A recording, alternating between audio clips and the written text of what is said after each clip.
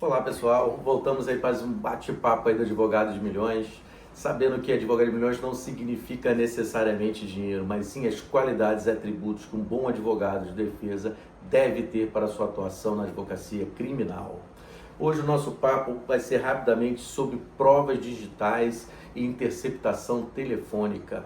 São assuntos hoje que são bem correlatos, aí a gente não consegue imaginar hoje como viveríamos sem o telefone, sem a tecnologia da internet, do telefone, aquele telefone que está com a gente o dia inteiro, o tempo todo, e que muitas vezes no processo penal ele gera provas ali contra a pessoa investigada e também a favor da pessoa investigada. Lembrando que, poxa, o telefone celular ele somente é utilizado pela autoridade policial para coletar provas contra você, mas a sua defesa deve procurar as provas que interessam ali e exigir durante o curso da instrução processual e na resposta à acusação que volte a perícia para que as provas que lhe sejam interessantes sejam colocadas dentro do processo.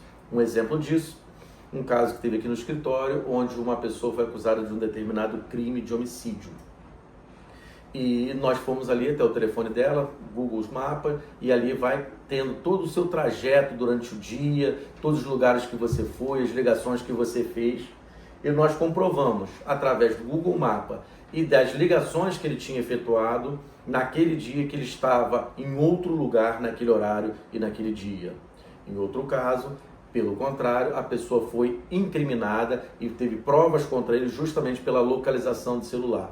Não só pela torre, geolocalização, mas também pelas ligações que foram efetuadas e recebidas. Então, através da geolocalização e mais o localizamento por torres, né, a gente consegue provar onde uma pessoa estava. Isso é importantíssimo para o processo penal atual.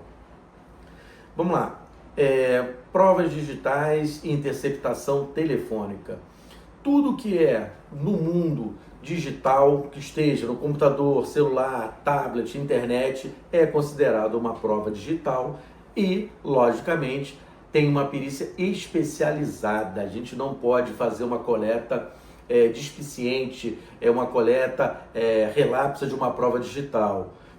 Quando a gente já advogava, quando vem esse início das provas digitais, nós tínhamos ali uma coleta muito rudimentar, uma perícia muito fraca, nós não tínhamos ali laboratórios especializados nas provas digitais. Hoje não, nós temos laboratórios especializados nas provas digitais e nós temos ali a cadeia de custódia. Então, também aí na coleta digital, a cadeia de custódia, ela deve ser preservada. A cadeia de custódia na prova digital, ela é fundamental, tá? Nós temos processo aqui no escritório que nós já conseguimos aí o reconhecimento da quebra de cadeia de custódia e, consequentemente, o desentramento de todas essas provas e, neste caso em específico, o réu foi absolvido. Isso não quer dizer que, quando há uma quebra da cadeia de custódia, o desentramento dessas provas, o réu necessariamente vai ser absolvido. Não, porque podem ter outras provas produzidas no curso da instrução processual e na instrução criminal que levaram aí à conclusão de que aquela pessoa foi autor de um determinado crime, não sendo necessariamente através daquela prova eletrônica, aquela prova digital. Qual o fundamento jurídico aí para essa violação a intimidade, né, e a quebra de sigilo fiscal, bancário, telefônico, de interceptação telefônica, de meios digitais? Tudo isso depende de uma prévia autorização judicial. Alguns tribunais flexibilizam essa coleta no flagrante, nós estávamos ali, olhamos o telefone celular do preso. Não pode.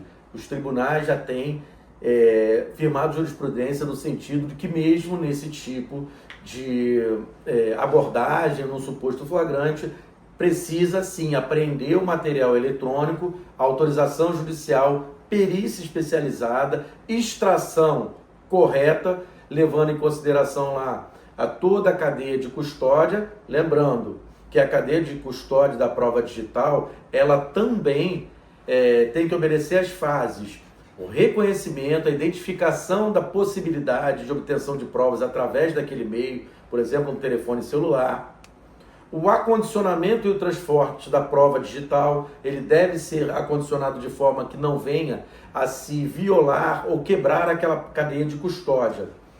Telefone celular, por exemplo, é muito comum.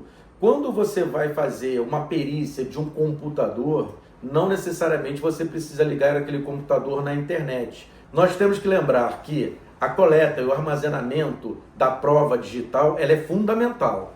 Então, se você chega no local de crime, o computador está ligado, a perícia deve ser feita naquele momento com o computador ligado e somente o perito forense deve manipular essa máquina. Por quê? Você tem o risco de contaminação da prova digital. Toda vez que você liga ou desliga um computador, por exemplo, você tem a atualização da máquina. Automaticamente você está violando a cadeia de custódia porque você está alterando a prova. Nos computadores, o correto é se extrair o HD, se extrair o SSD, o instrumento, né, de armazenamento e a prova ser coletada dali através de uma cópia, através de um software jurídico e somente em cima dessa cópia se fazer as análises, para que não tenha o risco de contaminação da prova digital originária. Então hoje nós temos softwares jurídicos específicos para esse tipo de perícia e a perícia deve ser feita na cópia de segurança, preservando a cadeia de custódia da prova original. Telefone celular é o mais perigoso. Por quê?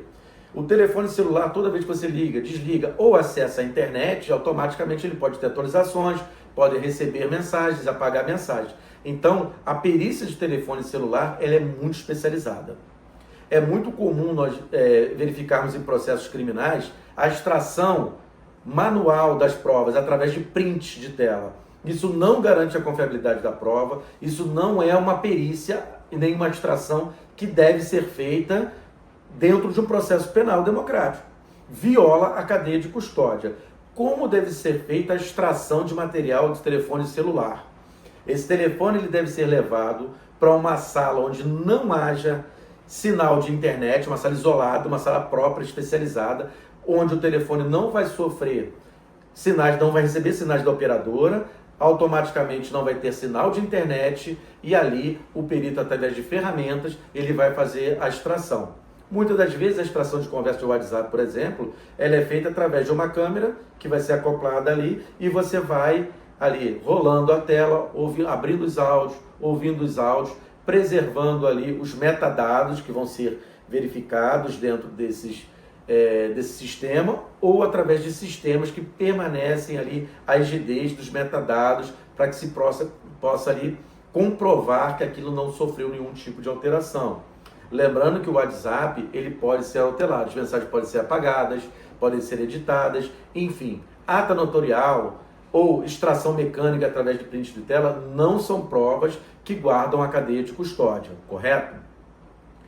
O recebimento e o armazenamento, essas já foram comentadas. A análise perícia técnica, ela tem que ser uma análise totalmente desassociada a qualquer tendência de investigação. Ela não pode, como todas as outras provas, ser uma análise dirigida a simplesmente encontrar determinados vestígios de prova.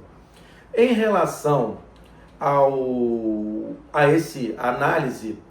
recebimento, armazenamento, análise e descarte, nós temos uma crítica a fazer. Em todos os nossos processos que envolvem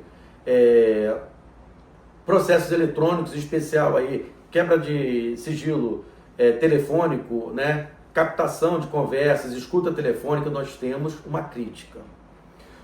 A lei de escuta telefônica, no seu artigo 9º, ela diz lá: a gravação que não interesse à prova será inutilizada por decisão judicial. É o artigo 9º da lei. Durante o inquérito, a instrução processual ou após esta, em virtude de requerimento do Ministério Público ou da parte interessada.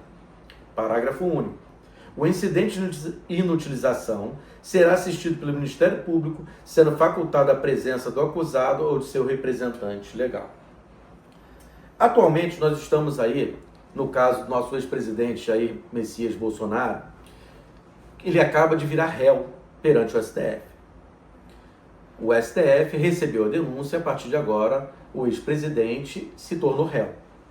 As defesas, acertadamente, nas suas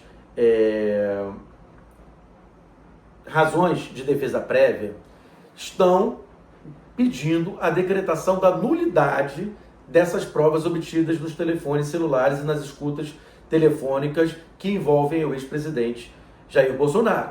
Isso porque, normalmente, isso acontece em todos os meus processos de escuta telefônica vão ter o mesmo tópico que hoje os advogados do ex-presidente Jair Bolsonaro, entre outros réus, estão alegando: a quebra da cadeia de custódia. Por quê? Justamente por violação do artigo 9º. Quando você vai lá olhar, você pede lá na sua resposta à acusação acesso à íntegra de todo o material. Nós sabemos que a escuta telefônica ela é produzida em áudios apartados, depois a acusação vai escolher o que lhe interessa para a sua ação penal e descartar o restante do material, que são horas. Quando você faz uma escuta telefônica, você não vai escutar apenas o cometimento de crimes ou infrações penais. Você vai escutar todos os áudios daquele telefone, daquele número vinculado ao telefone, que ligam para esse número. Então, você fala com seus filhos, você fala com a sua esposa, você fala com seus amigos, e não necessariamente em todos esses diálogos vão ter conversas direcionadas à infração penal ou a crimes, certo? Mas a polícia, erradamente, descarta esses áudios que para eles não interessa ao processo. Porém, é garantido à defesa o acesso à íntegra da produção dessas provas. Por que isso é tão importante? Que às vezes, um diálogo que é captado com uma determinada pessoa, quando você vai fazer o contexto dessa mensagem, dessa ligação, com outras ligações que aquela pessoa realizou naquele dia ou dia subsequente, você pode ter um contexto que aquele diálogo se encaixa. Uma explicação para aquele fato. Mas, se você isola uma determinada conversa do contexto de tudo o que aconteceu, você vai parecer que aquela questão é um crime. Mas, contextualizada com outras conversas, pode não ser. Pode ser uma explicação. Pode ser que dos próprios diálogos ali, a defesa consiga contextualizar esses diálogos e venha provar que aquele diálogo não era sobre o cometimento de um crime. Mas, repito, com todas as letras. Em todos os processos que eu atuei de escuta telefônica, essa regra foi desrespeitada. E o que isso ocasiona? Ocasionou que houve descarte de material sem o incidente judicial, sem decisão judicial. Então, todas essas provas que foram coletadas com violação às regras da Lei 9296 devem ser consideradas ilícitas, porque houve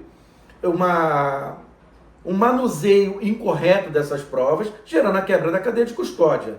Porque a defesa tem o direito também de olhar todo o contexto das mensagens e das ligações e ter o seu recorte, e ter a sua análise. Mas não, a polícia ou os órgãos responsáveis pela investigação, pode ser diretamente o Ministério Público, eles acabam manipulando esse material ao descartar sem autorização judicial. No meu entender, é o entendimento dos tribunais? Não.